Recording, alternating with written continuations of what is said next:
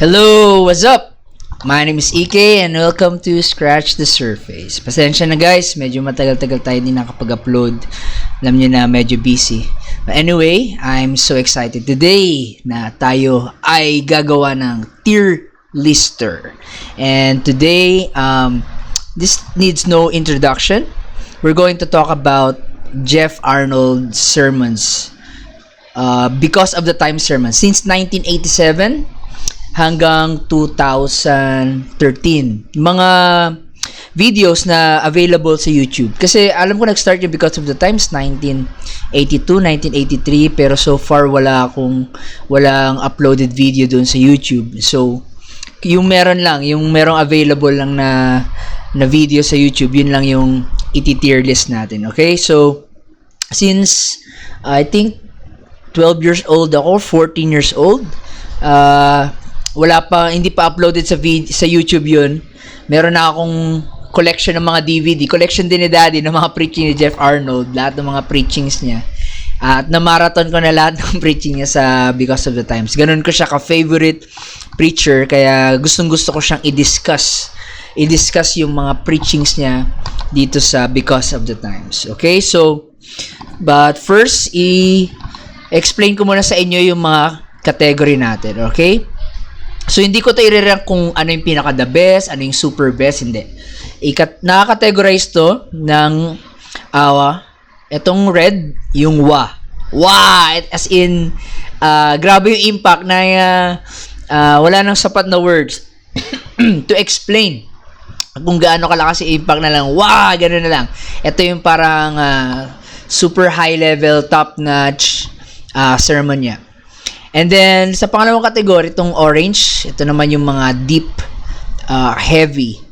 Something na hindi ka mapapasigaw, pero more on mapapaisip ka, mapapa-question ka. And revelatory approach.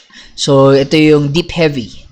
The third one, ito yung mga gold message. Ito yung mga classic, convicting, gut-wrenching, isa sa mga iconic sermon ni Jeff Arnold, yan, sa gold. Itong goosebump machine, hindi ito yung mga malalim na something, pero ito yung pag napanood mo, parang gusto mong tumalon-talon at mag-praise break sa message ni pinipreach ni Jeff Arnold. Itong super good, ito yung saktong pang-encouragement lang, hindi siya ganun kalalim, hindi siya ganun ka-praise break, just good. Just super good. Alright? So, nakalagay dito, hindi siya naka-in order. Kung anong year to. Pero nalagay ko dito yung mga titles na naka-format siya na parang book. And gusto ko mag-shoutout kay Baby Princess na siya ang gumawa nito. So, thank you, B, sa tulong sa akin sa paggawa ng parang nagmukha siyang book, pero di siya book. Ito yung mga sermons. Alright? So, let's do this. Alright, first of all na nasa list natin ay A Reason to Rejoice. Ito po ay Prince Jeff Arnold 1996 and sa intro part, goosebump machine goosebump to and then bandang gitna, deep heavy. And then, bandang dulo, parang, for me lang naman, just my personal opinion, hindi ko sinasabing I'm right, just my personal opinion, parang super good na lang siya sa dulo. Pero yung una, goosebump machine, so parang, goosebump machine, andito siya goosebump machine or deep heavy. Nahirapan ako. A Reason to Rejoice. Alagay ko siya sa goosebump machine. Ewan ko na lang anong klaseng pagkatao meron ka kung hindi ka tumalon-talon pag mapanood mo yung preaching A Reason to Rejoice. The Lord reigns, let the earth rejoice. It's all about the majesty and of the power of God, the glory of God, the awesomeness of God. Doon nagfo-focus yung message na A Reason to Rejoice. 1996, and I tell you, talon-talon tayo dyan pag napanood nyo yan. Next is A Season is Certain but Not Final. Ito yung 1997, preaching ni Jeff Arnold. Nung una medyo medyo super good lang. Bandang gitna biglang grabe yung mga wisdom dito. in-explain niya dito yung mga seasons. Deep heavy yan. Deep heavy. More on deep heavy siya. Wala akong narinig na better explanation about yung seasons. How God operates within each season. And kung ikaw ay nasa part ng life mo right now na parang nagwa-wonder ka anong season ng life meron ka, you need to hear this one dahil itong message na ito will explain yung importance ng season sa life natin. Next is just a little bit of honey. Just a little taste of honey. Just a little bit of honey. 1998. Ito yung may illustration siya na yung throwing a party na even in unfinished, hindi mo kailangan ma-experience yung pinaka 100% finished work to celebrate. Pero even in the little things, the small things, you need to start appreciating and celebrating already. This is so encouraging. Very encouraging to. So, super good or goosebump machine. Goosebump machine to. Goosebump machine. I think this is one of the most encouraging video in the world. Panis lahat ng motivational video ng ibang group. Ibang preacher compare dito sa just a little bit of honey. Alright, I will not die in my dilemma. So this is one of the most famous iconic message ni Jeff Arnold. And sobrang encouraging nito. Sinamahan pa ng testimony niya nung magkaroon siya ng problem doon sa church nila. I will not die in my dilemma. This is iconic. So this is categorize ko to sa gold. Okay? Okay, I will not die in my dilemma. Gold yan. Very famous yan. So no need to explain. Terminologies ko dyan, alam natin yan. Alam natin yung mga terminologies dyan ng mga yung divinely fixed. Your life is divinely fixed. Ganun siya. Naka-orchestrate na yung buhay mo. So, anumang mga trials, problems dumating sa life mo, walang problema dun. So, I will not die in my dilemma is a classic one. Year 2000 ito. To experience the dream, you must endure the nightmare. This is all about the life of Joseph. Encouraging, goosebump machine. This is goosebump machine. So, yung title pa lang, one of the best titles si Jeff Arnold to. Title pa lang nakuha mo na yung pinaka-thought. And, title pa lang dami ng message na nag-birth ng more revelations.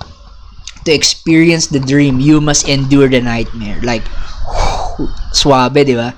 Yan ang mga swabing mga title. 2002, Disturb into Your Destiny. Man, this is so good. This is so good message. This is about yung staying ka sa nest when you're called to fly. I put this one on Goosebump Machine. Sobrang daming wisdom dito. Sobrang daming lesson dito. Goosebump Machine yang Disturb into Your Destiny. The Divine Law of Attraction.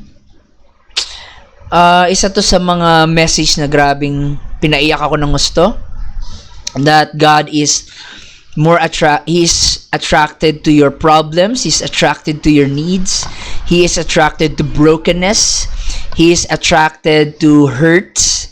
Kaya kung gusto natin maka-experience ng revival sa church, punuin natin yung ating church ng mga taong broken at alam nila na mayroon silang matinding need sa Panginoon. So, this one is for me heavy stuff. Oops. Yan ka. Deep heavy. Mas matindi siya dito sa The Season is Certain so far.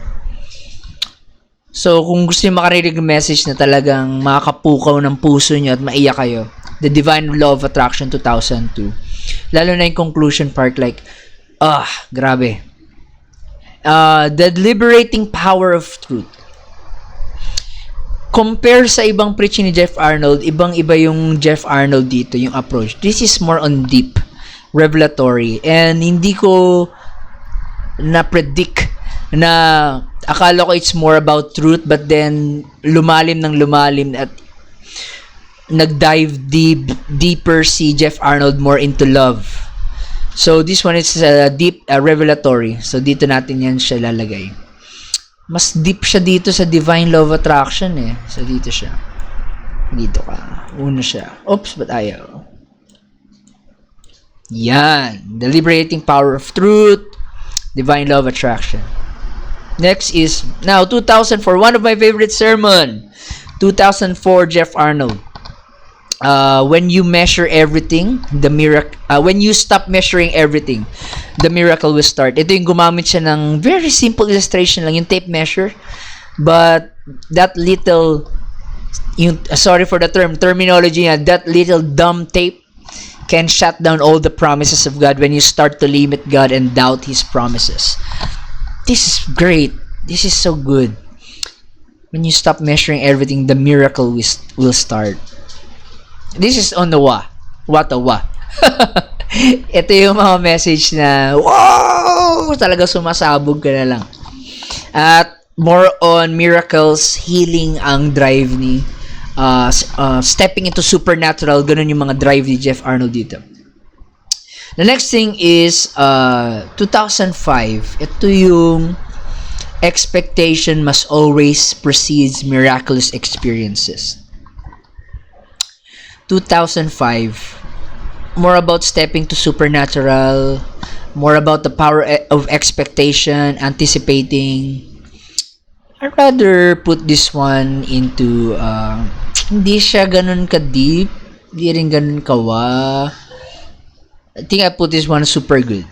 That's super good. It's good, it's encouraging, it's all about faith, uplifting your faith, but compared to other stuff, hindi niya ka-level. For me, my opinion. Okay, first video na sa YouTube. You're one step away from miracle. 1987. Jeff Arnold. Payat pa siya dito. This one, matagal ko pa bago naintindihan ng gusto yung message niya dito eh. Akala ko you're one step away. It's bago ko lang na-discover, it's more about the power of refusal. It's refusing to do business with the devil. Yun ang more on message na to. So, but I think much better pa to sa expectation must always proceed. So, I put this one as super good. That's super good. Life's three greatest word. 2006, Jeff Arnold. Alam niyo ba ano yung life's three greatest words? Spoiler alert! I am persuaded. This one ay combination ng goosebump, gold, and wa.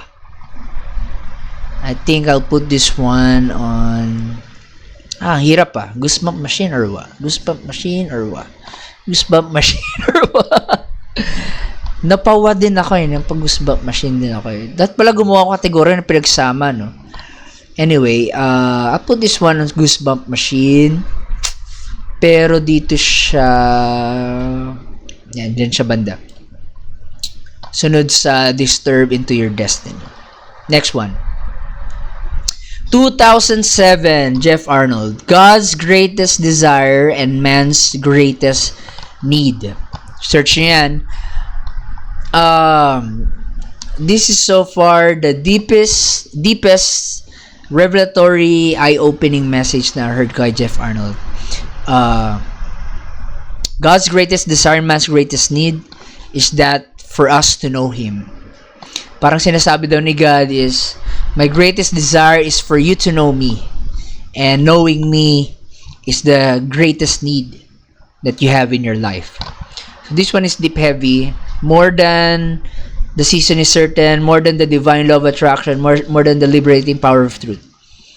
So far, this is the most deepest message na preach ni Jeff Arnold.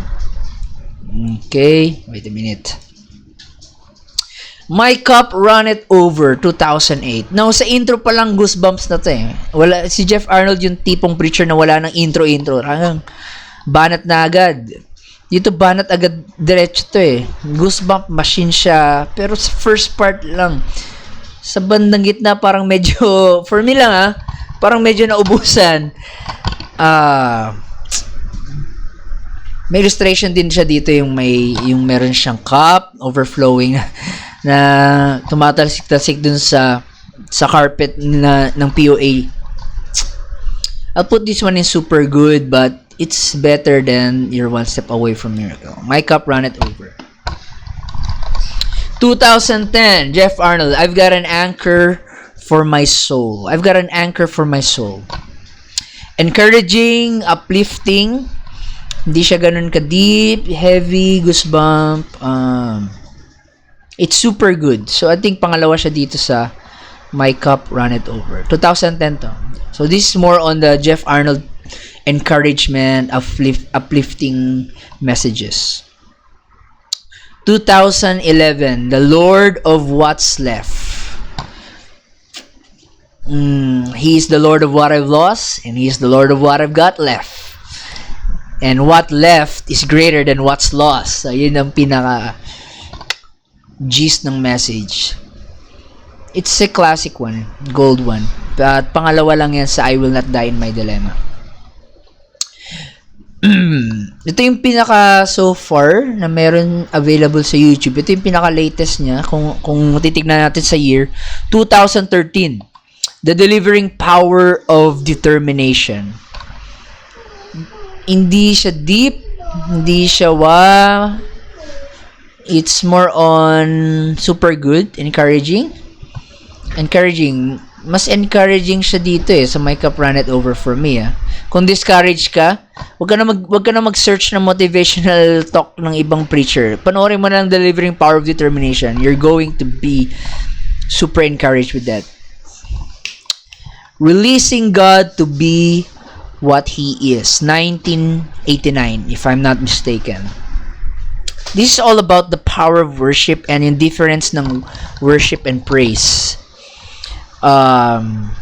Malalim siya for me. This is one of the deepest. Pangalawa to sa God's Greatest Desire. Releasing God to become what He already is. So, this is more about the object of our worship. Revelation of worship. Wait lang, nalito ako. Kung anong mas God's Great Desire? No, I think mas malalim to. Mas malalim to kaysa sa God's Greatest Desire. Mas malalim to. The miracle is looking for a vessel. This one is iconic. Super iconic. Ang dami ko narinig na preacher na ginaya tong message na to. Hindi siya mas iconic yung I Will Not Die in My Dilemma. Pangalawa siya sa I Will Not Die in My Dilemma. The miracle is looking for a vessel. So, the miracle is not the issue, it's the vessel that is the issue. 1990, Unexplainable but Undeniable. Sobrang ganda nito. Una ko narinig to, audio pa to This is more about we need to experience in the church stuff that we cannot explain, but we cannot also deny. Matakot tayo kung yung ating mga ginagawa sa church can all be explained. Dapat hangga't maaari aabot tayo sa level na unexplainable. I think this one is a goosebump machine to. It's a little bit of funny. Pero pangatlo lang siya dito. Hindi. Wait, andito lang siya. Dito lang siya. For me, mas okay yung Disturb into Your Destiny. But this one, Unexplainable yet Undeniable. Very powerful to. Si Jeff Arnold most of the time nagpipreach siya individually, pero ito para sa church, yung operating of the Holy Ghost. And then may testimony rin siya paano niya nakilala ang Panginoon sa message na to. Oh, come on, refuge from despair. If there's a message, greatest message for me, in my opinion, that has ever preached in the pulpit of Because of the Times, yun ay refuge from despair. For me, ganun yung impact niya sa akin. This one is a wa. At yan ang pinakaunang wa. Refuge from despair. The greatest need for us today, magkasunod na year lang to, 1991, Refuge from Despair, 1992, the greatest need for us today. This is more gut-wrenching, convicting. Super sakit ng message na to. Pero super kailangan natin. It's all about being right with God. I think this is awa. This is awa. Ang lawa sa Refuge from Despair. As in, hindi lang wa, ganun, ganun na wa. It's time to come out of the cave, 1993. I love this one. I love the metaphor ng cave. Cave will be your hiding place, and then it will be your prison, and then later on, if you stay longer in the cave, it will be your grave. It's time to come out of the cave. This one is gold. Classic one. Iconic message. Oops. Mas iconic ang the miracle is looking for a vessel. Dalawa na lang. At ito naman ay yung if we will break through, He will break. If we will break through, He will break forth. 1994. Ito yung message na nagulat ako na umiyak si Jeff Arnold sa intro. Nag-dive deeper si Jeff Arnold dito in terms of holiness, righteousness, sanctification, and explain niya yon isa-isa in a mind-blowing, mind-bending message or approach. But this is not why I would say this is deep one. Mas deep siya dito sa